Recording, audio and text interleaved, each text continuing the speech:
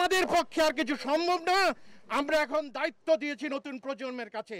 আমরা সুবিধাবাদী লুম্পেন আমাদের দিয়ে হবে না, হবে এই নতুন প্রজন্ম দিয়ে, এবং তারাই পরিবর্তন আনবে।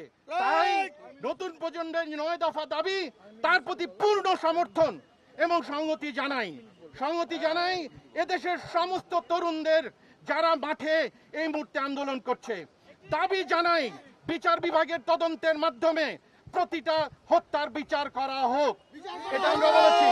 এবং দাবি জানাই সমস্ত স্কুল কলেজের ছাত্র, আজকাল যেই কলেজের স্টুডেন্ট আমার ডাইরেক্ট স্টুডেন্টকে তুলে নিয়ে গেছে, কেন তুলে নিয়ে গেছে আমি জানি না।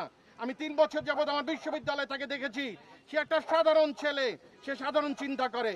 সুতরাং তাদের কাছে সাদা এবং কালো পরিষ্কার। আমরা যে ডুয়ালিটির মধ্যে বসবাস করি, যেই বিবর্ণ অবস্থার মধ্যে বসবাস করি, এরা এই ডুয়ালিটিতে বসবাস করে না।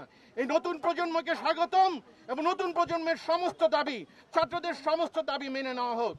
যে নৈরাজ্য, যে ছাত্রদের নির্বিচারে হত্যা করা হয়েছে সেটার প্রতিবাদ এবং সেটা সুষ্ঠু বিচার যেন হয় সেটা নিশ্চিত করার জন্য আসলে আমরা সবাই রাস্তায় দাঁড়িয়েছি।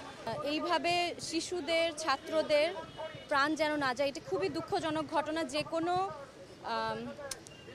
মননশীল, যে কোনো যৌক্তিক, যে কোনো বিবেক সম্পন্ন মানুষই চাইবে যেন এই ঘটনা আর না ঘটে।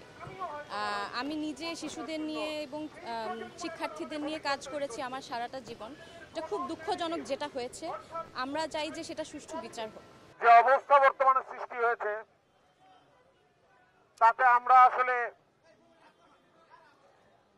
ঘরে বসে থাকার মতন অবস্থায় নাই। আমরা শান্তি চাই, আমরা রক্ত দেখতে চাই না।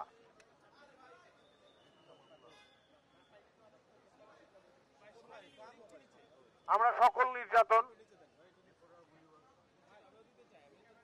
গোলাগুলি, হত্যা, রক্ত এগুলো দেখতে চাই না। এগুলোর বাইরে আমরা থাকতে চাই, আমরা শান্তি চাই।